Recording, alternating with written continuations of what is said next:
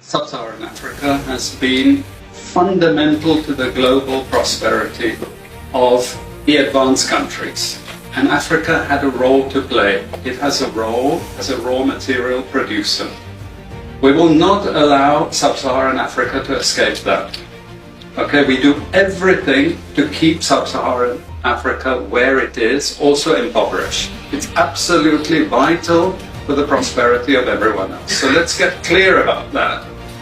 Okay, and this means all the economic structures, all the global institutions, and the economics we teach everyone is all designed to keep Africa exactly where it is. And whether it is Europe or US or now China, it's always the same.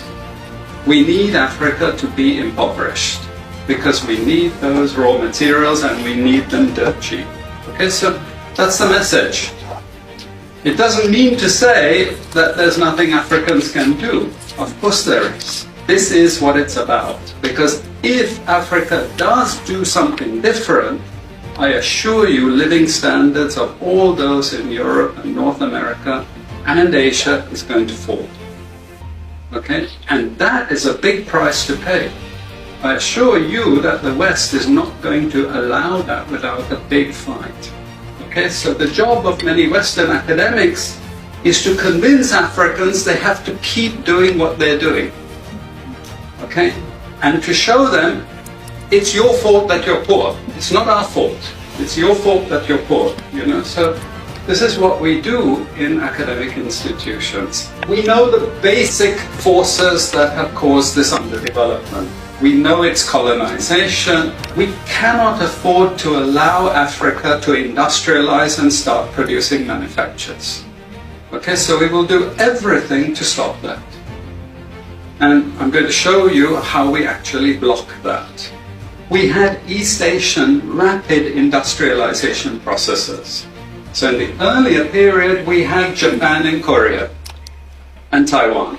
Okay, rapid growth, sucking in raw materials from Africa, driving up the prices. And after those countries finished industrialization, then Sub-Saharan African growth rate again fell. Sub-Saharan Africa is condemned to this role, just the supplier of raw materials, not a manufacturer. The currencies are collapsing of these countries, and many of them are Sub-Saharan African countries. After colonization ended, we needed new structures to keep these countries where they were. Okay? And the first of those is aid. Okay? We give them aid. Aid for what? Actually, we give them aid to keep repressive regimes in power.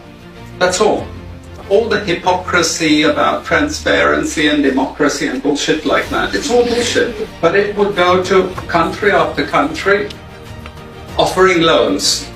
And if the president did not accept the loan, they were killed. It's just economics. It's economic warfare. The rich declare war on the poor. It happens everywhere. It happens in a country. The rich control the government. Of course they do. You really believe you have democracy? Come on. I mean, grow up. Who has all the subsidies and income support? US, Europe. The largest budgets in the world for supporting their farmers are Europe and US. You see, we're keeping them dependent. We're keeping them on a string. This next round of the WTO is designed to block that.